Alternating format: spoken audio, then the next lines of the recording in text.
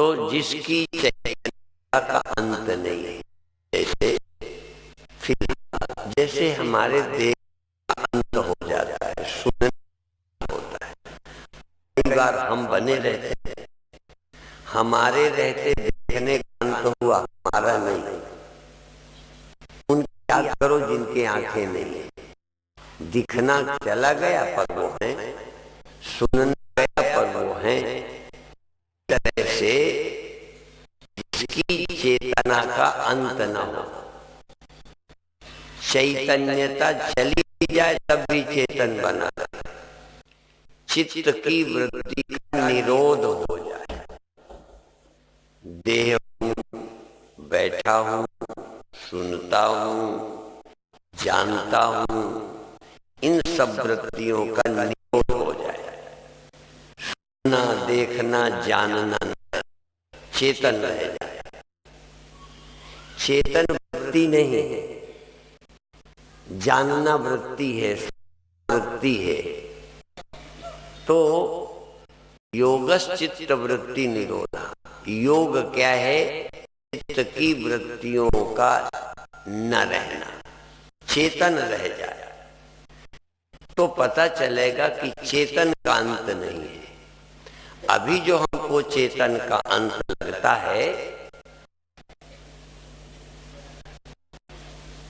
जैसे जिस चित्त वृत्ति के द्वारा हम किसी को जानते हैं, चित्त वृत्ति वहां से और कहीं हो जाती है तो उसको नहीं जानते। तो किसी का जानना शुरू हुआ वृत्ति से और जानना छूट गया वृत्ति के ज्ञान में। लेकिन चेतन ना तो किसी को जानता है, न जानना बंद करता है। चित्त स्वरूप है।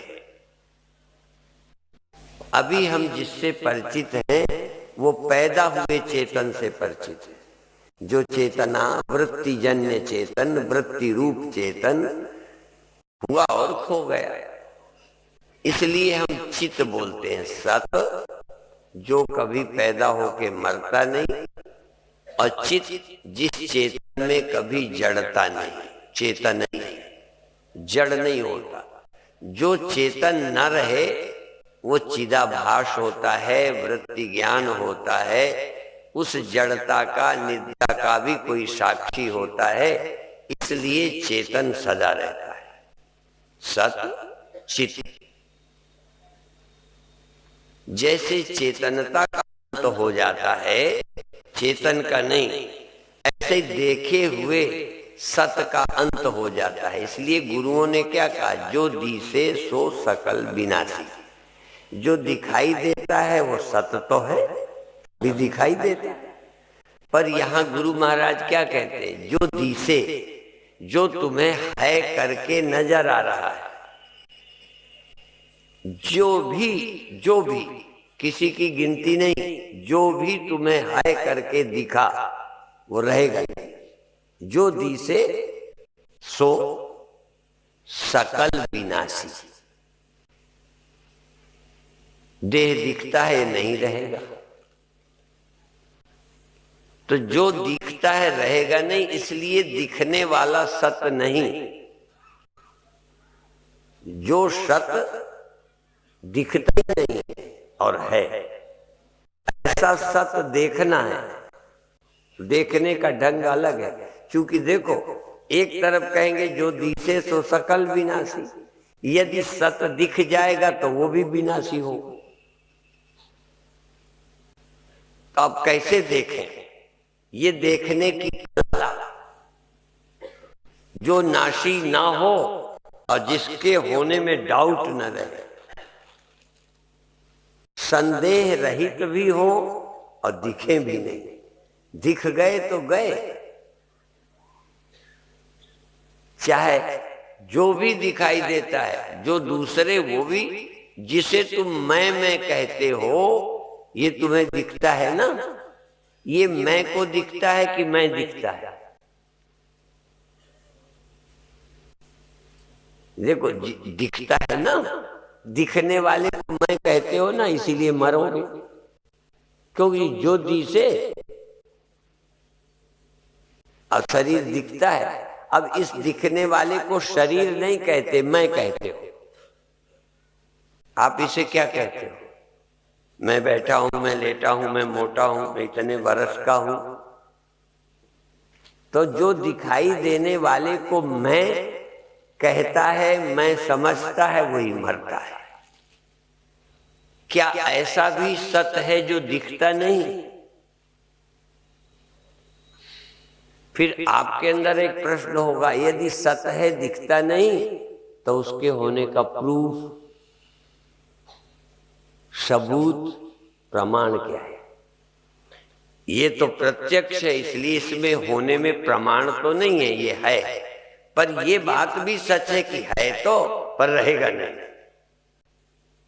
इसमें भी कोई शक नहीं।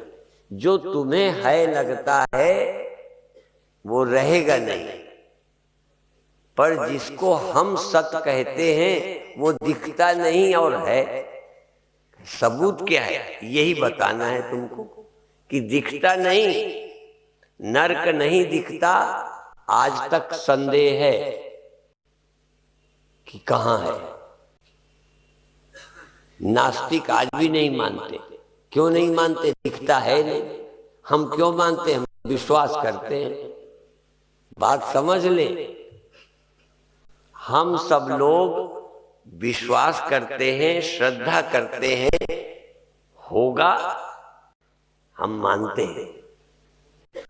यही मानकर अगला जन्म नरक में न जाना पड़े, अगला जन्म मानते हैं। कई लोग अगला जन्म भी नहीं मानते। तो स्वर्ग का, नरक का अभी वैज्ञानिक लोगों ने कोई जगह नहीं ढूंढ पाई। तो जो दिखाई देता है, जिसमें संदेह नहीं है, हमें दिखाई देता है कि आप हैं, मुझे दिखाई देता है कि मैं बैठा हूं, मुझे दिखाई देता है ये हाल। तो जो दिखाई देता है ये नहीं रहेगा, और जो सत्य है, जो सदा रहेगा, वो दिखाई नहीं देता। और बिना उसके देखे बात बनेगी नहीं। ध्यान दो, सत्य के बिना देखे, सत्य के बिना पाए बात नहीं बनेगी। अभी भजन में था, हे नाथ, परमात्मा से प्रार्थना है। उन्होंने इधर जोड़ दिया, कहीं जोड़ दो। प्रार्थना तो करनी ही पड़ेगी, चाहे गुरु से करो, चाहे भगवान से करो, चाहे एकांत में बैठ के शून्य से करो, पर प्रार्थना करना है कि हमारा जीवन निरर्थक न जाए। अच्छा, क्या हो जाए तो निरर्थक नहीं जाए, ये तुम बता। जाएगा तो जाने को रोक नहीं सकते, तो निरर्थक और सार्थक क्या? भाई, आप भोजन बनाया तो खा लिया तो सार्थक है, खाने पर भी भोजन खत्म कर दिया कि नहीं किया, खा लिया तो भी सार्थक हो गए। और ऐसे ही पड़े पड़े सड़ जाता, कोई जानवर खाता तो भी सार्थक हो जाता। अर्थात उसका सदुपयोग हो जाए, उद्देश्य पूरा हो जाए। दवा ऐसे पड़ी रह जाए तो बेकार, और खा ले फायदा ना करे तब भी कहोगे दवा बेकार गई, इंजेक्शन बेकार गया। तो दवा का प्रयोजन पूरा हो जाए तो ठीक है। तो जन्म हमें मरने के लिए मिला है कि बचने के लिए? सुखी होने के लिए मिला है या दुखी होने के लिए? अंदाज लगाओ, तुम किस लिए, क्या चाहते हो, सुखी रहना कि दुखी रहना? तो सुखी रहने में सफल हो जाओ तो सार्थक है, जीने में सफल हो जाओ। तुम्हारी मौत न हो तो जन्म सफल है। मरने से बच जाओ मैं नहीं कहता देह न मरे, तुम न मरो। कितने लोग मर रहे हैं, बहुत लोग देश में विश्व में मर रहे हैं, बहुत पशु पक्षी मर गए, पेड़ पौधे मर जाते हैं, तो तुम्हें नहीं लगता हमारा जीवन व्यर्थ गया? किसी के मरने से नहीं, सवाल ये है कि हम जीने के लिए हैं, जिजीविषा, जीने की इच्छा, सुखेषणा। जब सन्यास दिया जाता है तो इष्णाओं का त्याग किया जाता है, जिजीविषा, जीने की इच्छा। जीने की इच्छा के कारण मरते दिन तक ऑक्सीजन चढ़ाते, बच जाते हैं ना। अच्छा, इलाज कराते कराते कराते बचे ही रहते हैं कि कभी कोई ऐसा इलाज करने वाला, इलाज करवाने वाला जो सदा बचता ही रहे? मैं नहीं कहता कि एक आध बार नहीं बचते, इलाज कराने वाले नहीं, करने वाले तक धन्वंतरी नहीं है, लुकमान नहीं है, ये अच्छे प्रसिद्ध प्राचीन चिकित्सक थे। तो ध्यान दो ना, सफल कब होगे, पर ये तो ध्यान दो कि शरीर बचाने में कोई सफल होगा नहीं, तो फिर शरीर पाया है, ये जीवन असफल ना हो जाए, अर्थात ये देह जाए, इसके पहले मुझे अमृत की प्राप्ति हो जाए। मरने वाला देह मिला है,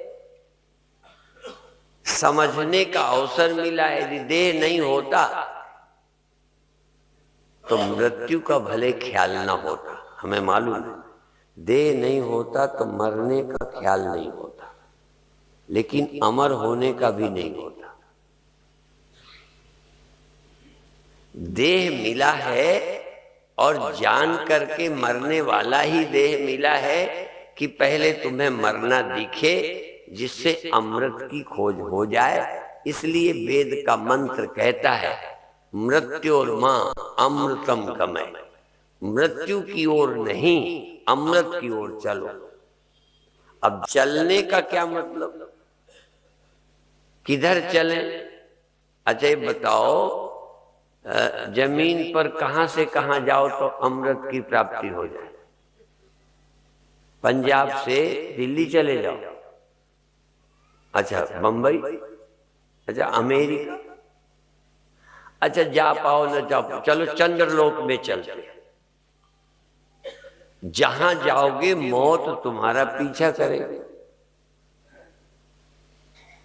हाँ, देह से जाओ, देह से नहीं, देह को लेकर नहीं जाओ, देह को छोड़कर कहीं चलो तो मौत नहीं जाएगी।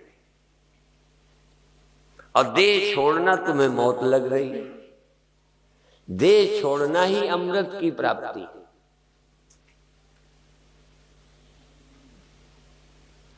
और देह छोड़ो और रहो।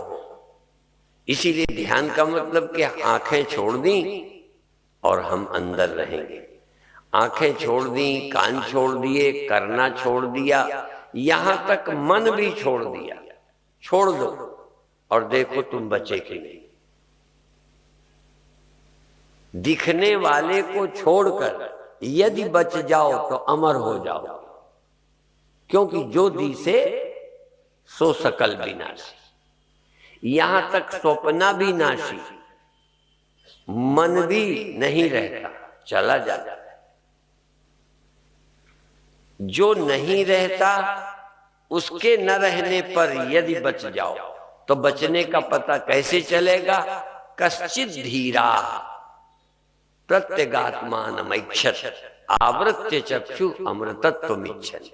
अमृत की प्राप्ति की इच्छा रखने वाले अपनी इंद्रियों को रोककर आवृत्य चक्षु, आंखें बंद कर देखने की इच्छा का त्याग कर, सुनने की इच्छा का त्याग कर, कुछ पाने की इच्छा का त्याग कर, मन को भी त्याग कर, अमन होकर अंदर रहे। अमन होकर जो रह जाए बिना मन के, फिर वहां मृत्यु नहीं जाएगी, वहां दुख भी नहीं जाएगा। इसलिए सत, दूसरा चित, तीसरा आनंद। आनंद की प्राप्ति, जहां दुख नहीं पहुंच सकता।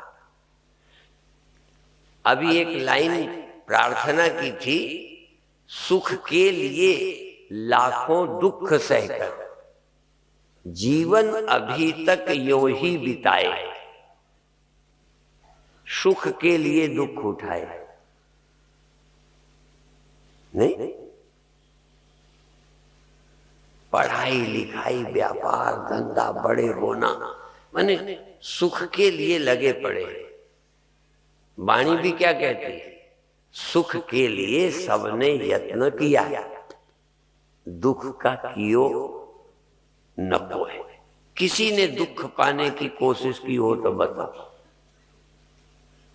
आप दुखी होने की कोशिश करते हो? यहां तक कोई मेहनत भी करते हो, पढ़ाई लिखाई करते हो, दुकान धंधा करते हो, थोड़ा कष्ट भी उठाते हो। कई बार काम काज में, नौकरी में कष्ट नहीं लगता, लेकिन कष्ट उठा रहे हो काहे के लिए? सुख के लिए। सुख के लिए लाखों दुख सहकर जीवन अभी तक यूं ही बिताए, माने सफल नहीं हो। दुखी होने का प्रयास कोई करता ही नहीं। हम लोग भी कैसे बताएं, एक बार हम दिल्ली में थे, तब गुरुदेव जी थे। वही बातें कितने बार दोहराएं, तो एक लक्ष्मण दरबारी सीआईडी विभाग के भारत के सबसे उच्च पद पर थे, सीआईडी विभाग। वो 4 भाई थे, राम दरबारी, लक्ष्मण दरबारी, भरत दरबारी, शत्रुघ्न दरबारी। 4 भाई थे, चारों नाम थे। तो लक्ष्मण दरबारी सीआईडी थे, बड़े अधिकारी। हम पोस्ट का नाम नहीं जानते। वहां कुछ लोग हमें लेके जा रहे थे। एक बड़ा अधिकारी बाबाओं के साथ, गुरुदेव तो कार से चले गए, हम लोग चले, कहीं बिठा देते तांगे आंगे में, इसलिए चले। पुरानी बात है, सन 68 में गुरुदेव नहीं रहे, इसके पहले की बात है। तो साधुओं के साथ कोई भला आदमी हो तो लोग पूछ बैठते हैं, मैंने इनके साथ कहा। असल में बाबाओं के साथ रहने सबसे ज्यादा शर्म की बात है। तो उसने पूछा कि हमारे गुरुदेव के शिष्य हैं, गुरु भाई हैं, आज हमारे घर भोजन था। कहा हमें क्यों नहीं बताया? कहा हमें क्या पता कि आपको भी संतों से प्यार है। खैर, वो हमसे पूछता है कि आप बाबा क्यों बने? हमने कहा, वो लाल कपड़े को कहा कि लाल कपड़े पहन के तुम बाबा क्यों बने? मैंने कहा सफेद पर कपड़ा, शर्ट और पैंट पहन के तुम गृहस्थ क्यों बने? कहते हैं हम तो संसारी हैं। हमने कहा वो संसारी है, कब हम कहते हैं, क्यों बने? कहते हम गृहस्थ हैं सुखी होने के लिए। तो हमने कहा हम दुखी होने को बाबा बने?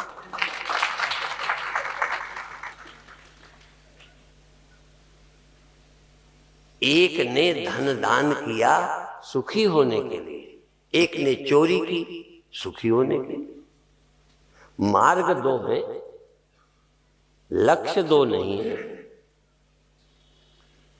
आप पाप भी करते हो, मनमानी करते हो, इनमें भी कई होंगे मनमानी वाले। दोनों तरफ चल रहे हैं कि कोई रास्ता चल लेंगे। एक तरफ हम गुरुमुख भी हैं, एक तरफ शिष्य भी हैं, एक तरफ हम हिंदू सिख भी हैं, एक तरफ मनमानी भी चलती, मतलब भर की मान लेते हैं, जरा मन की नहीं मानते। कौन सिख ऐसा है, कौन हिंदू ऐसा है जो पूरा मान ले?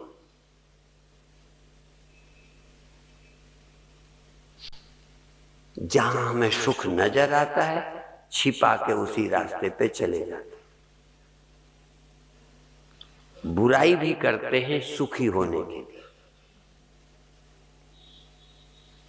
इस तथ्य को स्वीकारो। यदि हम आसन करते हैं, प्राणायाम करते हैं या भजन ही करते हैं, भगवान ही को चाहते हैं, तो किस लिए? भगवान मिलने से दुख होगा? बोलो। अब तुम धनी क्यों बन रहे हो? तुम शादी क्यों कर रहे हो? भले सुख पाने में दुख भी मिल जाए, भले हमें भगवान पाने में घर छोड़ना पड़े, लेकिन लक्ष्य तो हमारा भी वही है जो तुम्हारा। दो लक्ष्य होते ही नहीं, लक्ष्य एक है संपूर्ण प्राणियों का।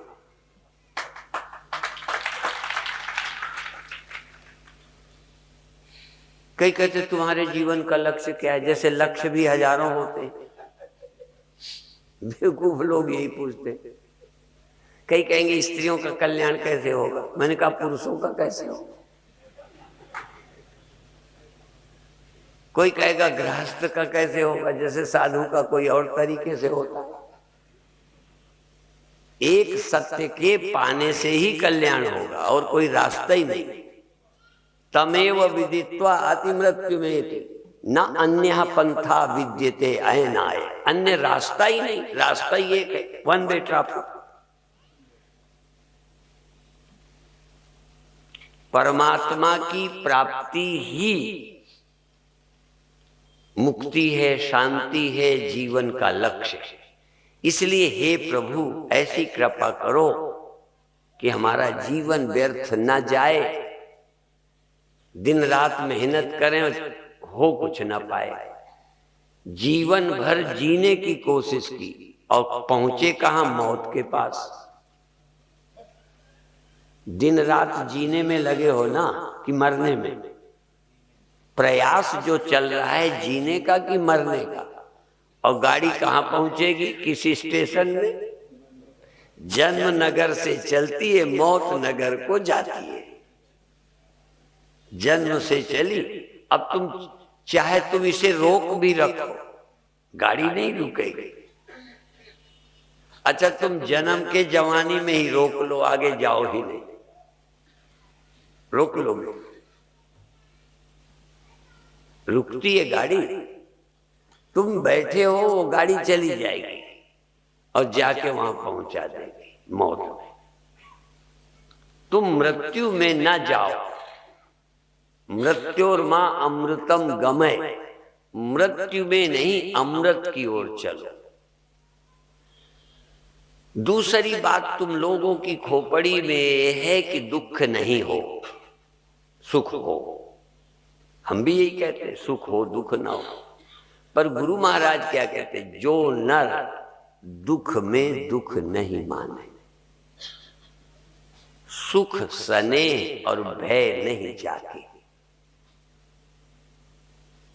दुख को दुख मत समझो, मृत्यु को मृत्यु मत समझो। मृत्यु को तो अमृत प्राप्ति का साधन समझो। मृत्यु तुमको डरवाकर अमृत में ले जाना चाहिए। दुख तुम्हें धमका के तुम्हें वहां ले जाना चाहते जहां दुख है ही नहीं, जहां सुख की भी जरूरत। इसलिए आनंद माने क्या? सुख दुख से छुटकारा। मुक्ति माने क्या? छुटकारा। छुटकारा किससे? एक से, दुख से, सुख से भी। जन्म से नहीं, मृत्यु से भी। और मृत्यु से नहीं, जन्म से भी। मिलने से नहीं, बिछुड़ने से भी। बिछुड़ने से नहीं, मिलने से भी छुटकारा। दोनों से छुटकारा। जन्म और मृत्यु से, मिलने बिछुड़ने से, पाने और खोने से, जगने और सोने से दोनों से छुटकारा कैसे होगा? कौन साधु करेगा? इसलिए एक ही मार्ग है, उसका विज्ञान, जो कभी बदलता ही नहीं, सदा एक समान रहता है, पर वो दिखता नहीं, दिखता है बदलने वाला। जगना, देखो तुम्हें एक्सपीरियंस में जो आया उसकी पहले बात पूछे, जगते हो कि नहीं? अच्छा, स्वप्न होते हैं कि नहीं? और नींद आती है कि नहीं? गहरी नींद, सो जाते हैं, बेखबरी आती है कि नहीं? अच्छा, ये तुम्हारा अनुभव है ना, एक्सपीरियंस। और तुम कभी नहीं सोते, ये अनुभव कैसे आया? क्योंकि अनुभव जो हो रहा है, जानते हो ये ब्रह्म विद्या क्या है? तुम अनुभवों में फंसे हो।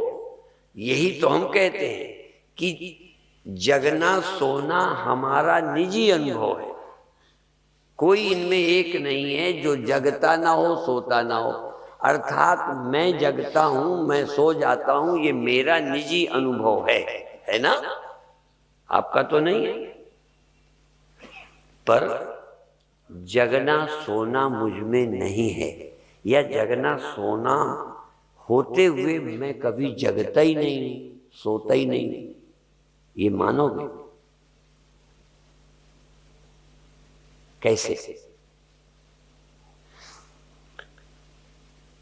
अवस्थाएं बदलती हैं, मैं नहीं। बहुत बार मैं समझाने की कोशिश करता हूं कि आपके रहते आप न रहे हो तो हाथ उठाना, आपके रहते जागृत अवस्था हुई। जागृत अवस्था में कह रहा हूं, लुधियाना नहीं कह रहा।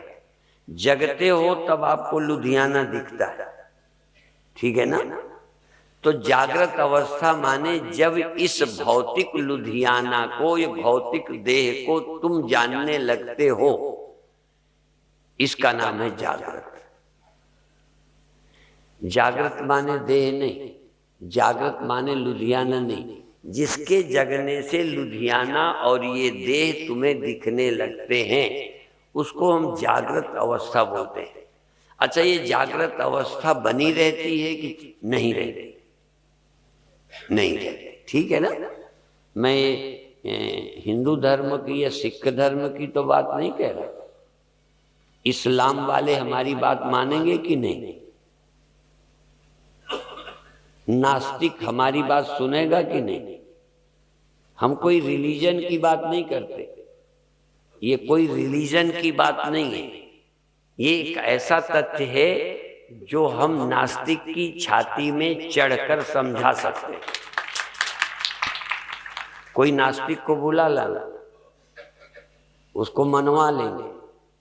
तो ये जागृत अवस्था तुम्हारी अविनाशी लगातार नहीं रहती, और यदि रहती हो तो 4 दिन का भी 3 दिन का और प्रोग्राम है, तीनों दिन जागे रहना।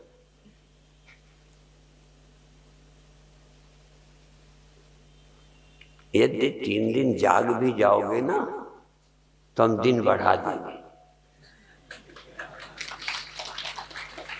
हम तुम्हें सोए बिना छोड़ेंगे नहीं। तो जागृत अवस्था कोई भी साधु योगी भी परमानेंट नहीं रख सकता। तो जगत कैसे देखते रहोगे तुम? जगत देखना बंद होने का मतलब तुम सो गए। अच्छा, फिर स्वप्न देखते हो कि नहीं? तो तुम स्वप्न लगातार देखते रह सकते हो, 2-4 बरस देखते रहो। स्वप्नावस्था भी आप टिका नहीं सकते। पर तुमसे मैं ये पूछूंगा कि जागना तुम्हारे रहते हैं या तुम्हारी गैर हाजिरी? तुम्हारे माने देह नहीं, देह क्यों? देह तो जगने में है, सो जाने में देह का पता ही नहीं है। जागृत अवस्था और तुम, 2 चीजें, तुम और जागृत। जागृत चली गई, तुम और स्वप्न। अच्छा, स्वप्न थे तब तुम तो नहीं थे, ये तुम क्या चीज है? ये तुम हाथ पैर का नाम है? तुम इस शरीर का नाम है कि तुम उसका नाम है जो जगते में थे और जिसके रहते जगना चला गया, जिसके रहते स्वप्न आया? वो तुम कहाँ रहते? वो तुम कौन हो? और स्वप्न चला गया, गहरी नींद आई, स्वप्न भी नहीं था, नींद भी रही नहीं, गहरी नींद भी गई। तुम कितनी देर को गए? स्वप्न गए, जागृत गई, नींद गई, तुम भी गए। जो कहीं गया उसका नाम मैं है। वो कौन है जो गया ही नहीं? और जो गया ही नहीं सबके जाने पर, और जागृत में ही जगत। देखो, तीन के अलावा जगत बताओ। भागवत में एक कथा आती है, और 3 पैर जमीन मांगी थी। 3 पैर नाप लेने के लिए भागवत में प्रकरण है, वामन भगवान ने मांग लिया कि 3 कदम मुझे पृथ्वी दे दो। और उनका चक्कर में ना ये बाबा ऐसे ही है जैसे आजकल चैनल में आते हैं। हाँ, ये चक्कर में नहीं पड़ना, 3 पैर में कुछ नहीं छोड़ने वाला। तुम्हें दिखाई पड़ता है वामन आदमी जितना लंबा नहीं पैर पड़ने वाला, नहीं, बुद्धू बना दिया। इतना छोटा कि कितना 3 पैर में नापेगा, पर इतने विशाल पैर दिखाई देता वामन। तो देखो, तुमने तो जागृत और स्वप्न 2 पैर में सारी दुनिया नाप ली।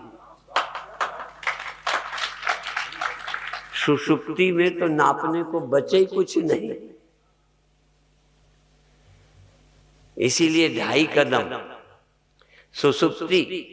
अब बताओ, तुम वामन नहीं हो तो कौन हो? और तुम विष्णु नहीं हो तो कौन हो? इस 3 के अलावा किसी को मिल जाए जगत तो बताओ।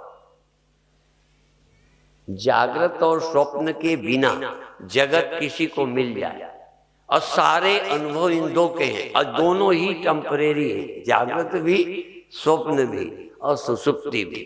तुम परमानेंट हो, तुम टेम्परेरी नहीं हो।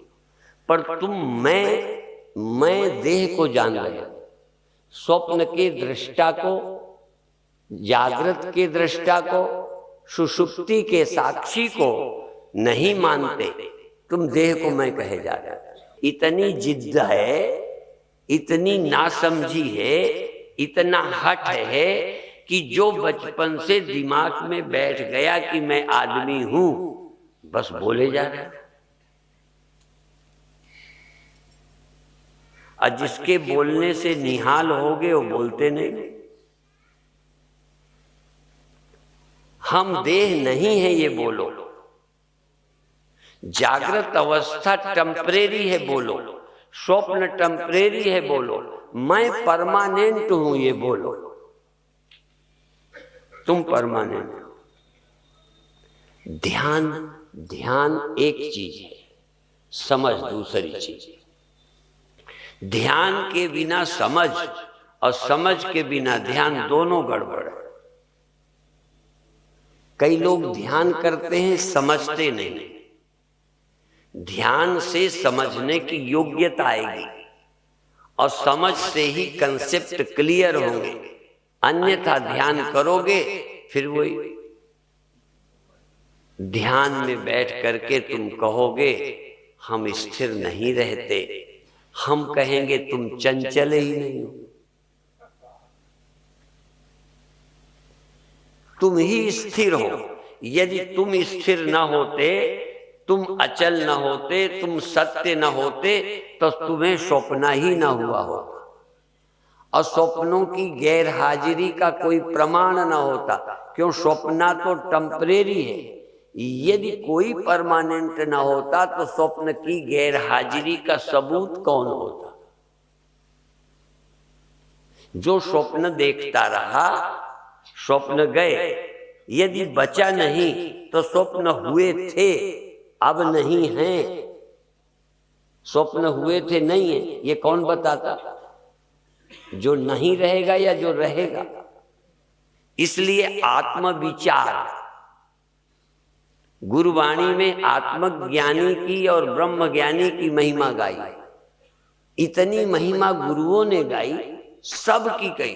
कितनी जोनी पे पीठ पतंगा और ये वो तुरंगा सांप कीड़े मकोड़े इतने सब हुए, फिर भी ये बात बनी नहीं। जन्म जन्म भर मत फिरो, मिट्यो न जम को त्रास। ये सब क्या है? तो आत्मज्ञान की महिमा, ब्रह्म ज्ञान की महिमा क्यों? ज्ञान तो है, तुझे देहाभिमान है, मैं ये हूं, मैं वो हूं, व्यक्ति हूं। और ब्रह्म ज्ञानी ब्रह्म क्यों है? ब्रह्म ज्ञानी सृष्टि का कर्ता क्यों है? ब्रह्म ज्ञानी सजीव नहीं मरता, ब्रह्म ज्ञानी सृष्टि का कर्ता। उठाइए सुखमणि साहब, ब्रह्म ज्ञानी की बातें सुनिए। क्या होता है ब्रह्म ज्ञानी? ये गप्प है, गप्प ही लगती है, तभी तो ध्यान नहीं देते। यदि जरा भी तुम्हें इसमें सच्चाई दिखती तो ध्यान नहीं देते, पढ़ के ऐसे ही छोड़ते जाते हो। हम लोग जब पढ़ते थे, विद्यार्थी थे, तो कहते थे आगे पाठ पीछे सपाट।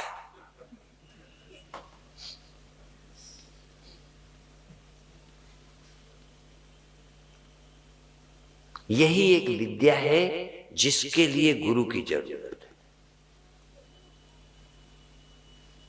सो जाने के लिए कौन सा गुरु चाहिए? सो जाना भी गुरु से आया। कुत्ता बिल्ली घोड़ा गधा सांप बिच्छू सब सोते हैं और सब जग जाते हैं, अपन जग जाते, तो इसमें क्या है? समझना है गुरु की जरूरत है आत्मा के ज्ञान के लिए, थोड़ा बहुत व्यवहार के लिए भी है, वो भी मनुष्यों में। मनुष्यों में दो गुरु, एक खाने पीने जीने रहने की रहत बतावे और दूसरा तुम कौन हो ये समझा। दो चीजों का गुरु चाहिए। ये भाई है, ये बहन है, इनसे बच्चे नहीं पैदा करना।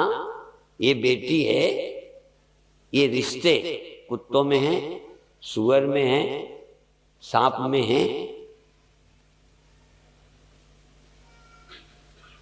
और यदि कोई गुरु न होता, कोई संत न होता, कोई ग्रंथ न होता, तो कोई मनुष्य भाई बहन होते? कई लोग कहते हैं धर्म अफीम है, धर्म बेकार। ये जरूर है कि जब से नास्तिकों का प्रभाव पड़ा, धीरे धीरे हम जरूर धर्म विहीन हो गए। आज सिख ढूंढना मुश्किल, आज हिंदू ढूंढना मुश्किल, आज पंडित ढूंढना मुश्किल, आज क्षत्रिय ढूंढना मुश्किल, आज मलेटरी का ढूंढना, आज ईमानदार, क्या बताऊं, ईमानदार डॉक्टर ढूंढना मुश्किल, ईमानदार मास्टर ढूंढना मुश्किल, ईमानदार भाई बहन बेटियां ढूंढना मुश्किल। कहां चले गए? क्यों? अधर्म का प्रभाव बढ़ा। यदि कोई धर्मात्मा गिर जाए, चैनल वाले ये दिखाकर अपनी खूबी दिखा रहे हैं, और हम क्या कहना चाहते हैं? तुमने हमारे देश को बर्बाद किया है, इसलिए अब साधु भी अच्छा नहीं मिलता। तुमने इतना धन वैभव की प्रधानता दी, महत्वाकांक्षाएं दी, इसकी छूट और गंदगी का प्रचार किया कि आज भाई बहन यदि गिर जाए, यदि पिता पुत्री के संबंध भी हो जाए, तो इसमें कसूर धर्म का है कि अधर्म का?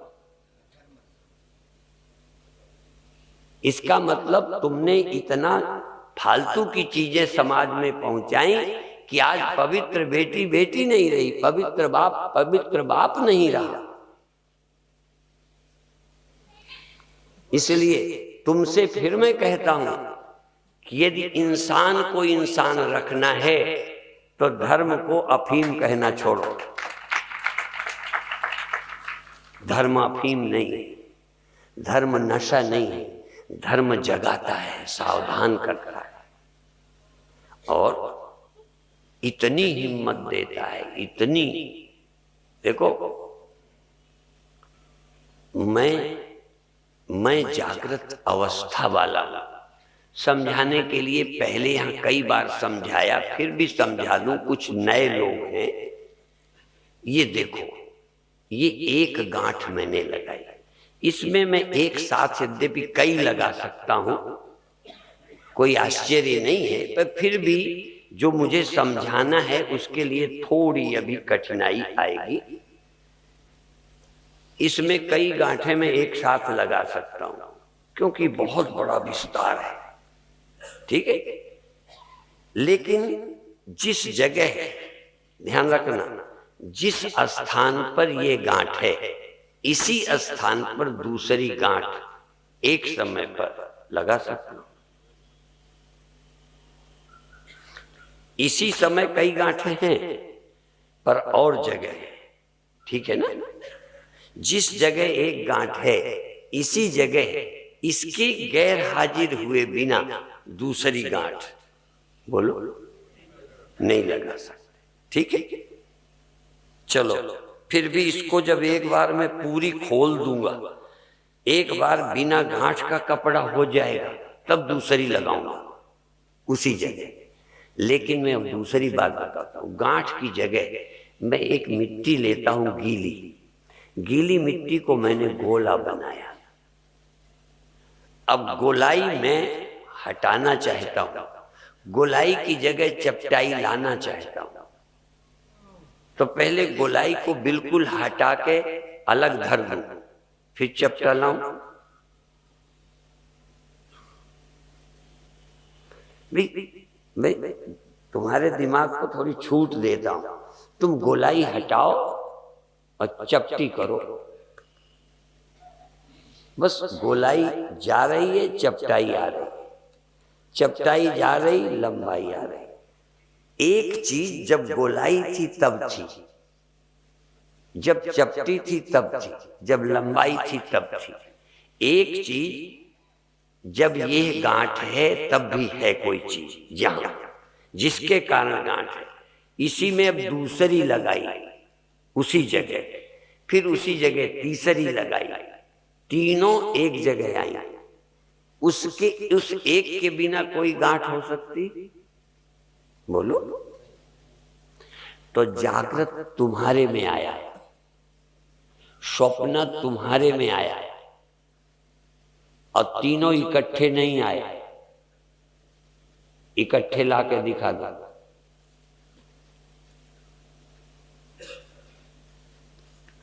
एक चेतन में, देखो, ब्रह्म में सब एक साथ है, पर आत्मा में सब एक साथ नहीं है।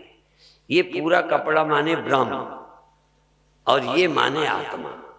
जहां ये गांठ है तहां आत्मा। इसलिए आत्मज्ञान और ब्रह्म ज्ञान दो शब्दों का प्रयोग गुरुवाणी ने किया। क्या आप बता सकते हैं आत्मज्ञानी और ब्रह्मज्ञानी का फर्क क्या होता है? नहीं, ध्यान ही नहीं जाता, समझाने वाले का ही ध्यान नहीं जाता। आत्मज्ञान ब्रह्मज्ञान एक ही बात कहते हैं। आत्मज्ञान माने इस गांठ का आश्रय, इस गांठ का आश्रय जो कपड़ा है, वो उस कपड़े में एक गांठ एक समय पे रह सकती है। एक गांठ हटाए बिना दूसरी नहीं आ सकती। इसी समय लाखों लोग इस समय सोए होंगे, इस समय लाखों लोग जागे हैं, पर तुम एक समय पर इसी समय जागे भी हो और सोए भी हो। इसका मतलब एक आत्मा में एक समय पर जागना रहेगा तो सोना नहीं रहेगा, स्वप्न रहेगा तो जागना नहीं रहेगा, नींद रहेगी तो जागृत नहीं रहेगा। तुम में तीनों इकट्ठे रह सकते हैं। इसलिए आत्मा में एक साथ सब कुछ नहीं रह सकता, पर ब्रह्म उसे कहते हैं जिसमें एक साथ सब कुछ रह सकता है।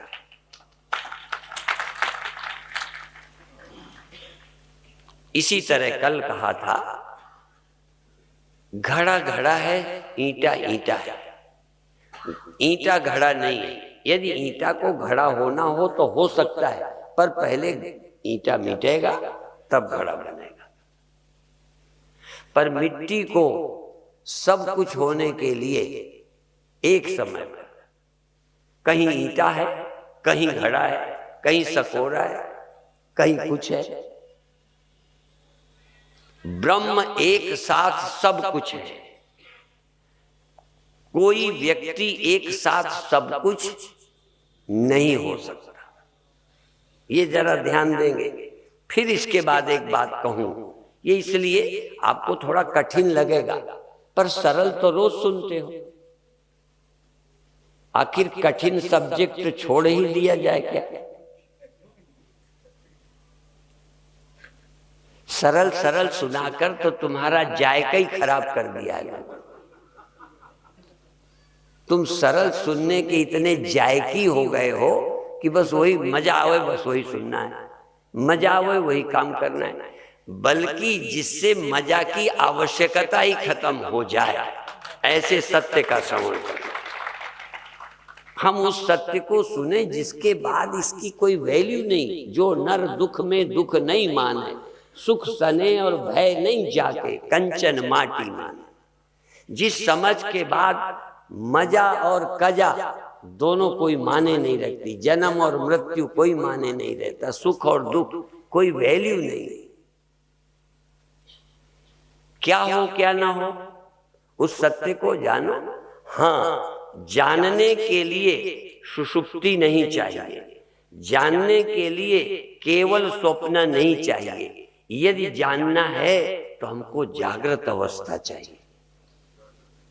फर्क समझ ले। तुम सोए होते, बहुत अच्छी अवस्था थी। मेरी एक एक बात को कसौटी पर कसना। मैं कोई ऐसी शास्त्र की बात नहीं करता जिसका गवाही शास्त्र हो। हम शास्त्र की वो बात कहते हैं जिसके गवाही तुम भी बन सकते हो। फिर कहूं, गहरी नींद में तुम्हें कोई दुख नहीं, बहुत अच्छी अवस्था है। पापी भी, निश्चित दुखी भी, गरीब भी सोया होता है तो चैन में होता है। टेंशन वाले भी, जिनको बड़ी समस्याएं हैं, उसको भी भगवान ने कुछ मिनट की ऐसी नींद दी है कि वो चिंता से मुक्त रहता है। ठीक है? ये हिंदू की व्यवस्था की है कि सबकी? हाँ, देखो, पापियों के लिए भी भगवान ने व्यवस्था की है कि थोड़ी देर तू भी चैन में जा। अब गहरी नींद इतनी अच्छी है, पर तू गुरबाणी सुन सकते हो, समझ सकते हो। मेरा लेक्चर सुनते। इसलिए नींद अच्छी होते हुए नींद मोक्ष के काम की नहीं है। स्वप्न बहुत अच्छे हैं, उनका एग्जाम्पल हम देते हैं, पर स्वप्नावस्था में कौन तुम्हें समझाएगा? और यदि स्वप्न में पहुंच भी जाएं गुरुजी, तो जागृत वाली समझ के कारण है। फिर भी तुम स्वप्न में नहीं समझ सकते कि तीन अवस्थाएं होती हैं। स्वप्न वाला ये नहीं समझता कोई भी कि तीन अवस्थाएं, एक जागृत होती है, ये स्वप्न है, एक सुषुप्ति होती है। जागृत वाला समझ सकता है कि तीन अवस्थाएं होती हैं, एक सुषुप्ति, एक स्वप्न, एक जागृत। तीन अवस्थाएं जागृत वाला समझ सकता है, स्वप्न वाला तीन अवस्थाएं, स्वप्न वाला जानता है यही जगत है, एक और कोई जगत होता है नहीं जानता। हम जागने वाले जानते हैं एक स्वप्न भी हुआ करता है, सुषुप्ति भी हुई। सुषुप्ति वाले से पूछो कि जागृत भी होता है, देह भी होता है। सुषुप्ति वाले से पूछना कि मौत भी होती है, भगवान भी होता है, कोई और होता है? सोया कुछ नहीं जानता। सोया आदमी और किसी को जानता ही नहीं। क्यों? वो अपने होने को भी नहीं जानता। इसलिए ऊंची अवस्था होने पर भी, सुखद अवस्था होने पर भी, इसलिए हमारे यहाँ सुख की कोई वैल्यू नहीं है। नहीं, सुख तो सोए को बहुत ज्यादा है, और कई बार मस्ती जानवरों को ज्यादा है। तुमने गधे को टेंशन में देखा? डिप्रेशन? कुत्तों को कोई भय चिंता? एडवांस से एडवांस लड़का लड़कियों को कुछ शर्म है, कुछ भय है, कुछ खतरा है। जानवर तो ऐसे ही मस्त है। और जानवर को भी कुछ ना कुछ होगी। गहरी नींद वाले को तो कुछ भी नहीं चाहिए, कुछ नहीं, भगवान नहीं चाहिए, पद नहीं चाहिए, राजा नहीं बनना। ऐसी अचाह अवस्था, नींद में तुम्हें स्वर्ग तक नहीं चाहिए, ऐसी निश्चिंत अवस्था तुमको प्राप्त है, फिर भी वहां ब्रह्म ज्ञान की प्राप्ति नहीं कर सकते। इसी तरह जानवर बहुत अच्छा हो, घोड़ा सुखी है। देखो मिलिट्री के घोड़ों को देखो, खुजाया जाता है, मालिश की जाती है, चमड़ी चिलकती है, कितने अच्छे घोड़े होते हैं। इतनी मालिश तो कोई बाप की नहीं करे। तो घोड़ा इतना भाग्यशाली है, पर गुरबाणी पढ़ेगा, परमात्मा की खोज करेगा। इसलिए हमारे यहाँ पुण्यात्माओं की वैल्यू नहीं है, हमारे यहाँ सुसुप्ति की वैल्यू नहीं है। हमारे यहाँ बहुत आनंद में जवानी में 4 महीने बीत गए, साल बीत गया, उसकी कोई वैल्यू नहीं, कितना आनंद में हो। हमारे यहाँ वैल्यू है परमात्मा प्राप्ति और मुक्ति की वैल्यू, किसी सुख सुविधा की वैल्यू नहीं। क्या है? सुख आया और गया। मुक्ति क्या है? मुक्ति, मुक्ति माने मौत दिखाई पड़े और ना मरे। सुषुप्ति में मौत दिखती नहीं, सुषुप्ति में देह दिखता नहीं, इसलिए कोई चिंता नहीं। सुबह बच्चे की बात कही थी, बच्चा ना समझ है, इसलिए कोई परवाह नहीं है। धीरे धीरे समझदार होगा, परवाह आ जाएगी। ज्ञानी को जगत दिख रहा, देह दिख रहा, सब कुछ दिख रहा, और अनेक दिख रहे, फिर भी उसको ऐसा एक दिखता है कि सब दिखते हुए न जन्म है, न मृत्यु है, न चिंता। इसलिए ब्रह्म ज्ञान की वैल्यू है। ब्रह्म ज्ञानी को जगत नहीं दिखता, उस तरह मत समझना। नहीं, ब्रह्म ज्ञानी में सुसुप्त में क्या फर्क है? गहरी नींद वाले में और ज्ञानी में क्या फर्क है? ज्ञानी देखता है, सुनता है, सब कुछ है, पर उसको एक दिख रहा है, ब्रह्म सत्यम जगन मिथ्या जीवो ब्रह्मैव नापरा। ब्रह्म ज्ञानी को ब्रह्म का पता चलता है, इसलिए सब दिखने से परहेज नहीं है। ये समाधि भी जरूरी है, पर साधना है, ये पूर्णता नहीं। पूर्णता माने पूर्ण ज्ञान के बाद न समाधि, न शरीर के भान को हटाने की जरूरत है। ये हमारे गुरु चलते फिरते रहे, इन्हें देह की खबर नहीं थी, इनको दूसरे दिखते नहीं थे। समाधि तो होती है जहां सब खो जाता है, पर ब्रह्म ज्ञान का मतलब सब दिखते हुए सब में एक सत्य उसे मालूम पड़ता है। इसलिए वो आंख नहीं बंद करता, कान नहीं रूंधता। आप कहोगे बंद कर दे, नहीं, अभी कान रूंधो, आंखें बंद करो, जाप करो, ध्यान करो। मना नहीं करते, पर मैं नहीं ध्यान करता, मुझे जरूरत नहीं। मुझे अभी ये सब दिखते हो, अब मुझको ब्रह्म दिखाई देने में क्या दिक्कत है? तुम कल्पना करो, हजारों बर्तन दिखते हैं, हमें मिट्टी बर्तनों में दिख रही है, उसमें क्या दिक्कत है? आंखें बंद करके सब में मिट्टी देखूं? सब बर्तन दिखते हो, उसमें मिट्टी नहीं दिखाई पड़ सकती। तो शरीर हो, मन हो, सब कुछ हो, ये सब दिखते हुए यदि ब्रह्म देखना आ गया है, हाँ, शर्त एक है, यदि ब्रह्म को तुम पहचान गए हो तो सब दिखते में ब्रह्म नहीं दिखेगा। ये तो सर्वोपादान ब्रह्म है, सर्वाधिष्ठान ब्रह्म है। ठीक से पहचान हो जाए। इसी तरह मैं चेतन हूं। अब देखो ऐसे बैठा हूं, मेरी आंख खुला है, कान है, हाथ है, बोल रहा हूं चेतन हूं। अब चेतन होने में मुझे आंख बंद करना है, पर अभी कहीं ना कहीं कंफ्यूजन है। इसलिए आपको मैं कहूंगा साधना करिए। साधना आवश्यक है, ध्यान आवश्यक है, योग आवश्यक है। अभी रंजना बेटी कह रही थी, कुछ लोगों ने पूछा कि हम अभी कौन सी योग की पुस्तक पढ़ें, तो मैंने कहा कह दो आरोग्य दीप, इसमें मेरा ऊपर चित्र भी दे दिया है। हाँ, खैर, तो आरोग्य दीप अभी पढ़ लें। और विशेष हम बहुत जल्दी 1 महीने में ही, 2 महीने में योग की पुस्तक निकलवाने वाले हैं, जो हर चीजें उसमें आ जाए। यूं तो और बहुत लोगों की भी पुस्तकें हैं, कोई भी पढ़िएगा, पर फिर भी लोगों ने पूछा है नाम लेके कौन सी, तो हम लोगों को भी बहुत पुस्तकों का नाम नहीं है। जब हम अमेरिका में जाते हैं तो योग की पुस्तकें बहुत है वहाँ, स्वास्थ्य की, योग की। अमेरिका तो लिखने में बहुत आगे है, लिख रहे अब लिखने का, अब बल्कि लिखने का ढंग उनका अच्छा है। हम लोग तो जरा सिस्टमेटिक ढंग से नहीं लिखते, पर उन लोगों का ढंग अलग है, बहुत अच्छा है।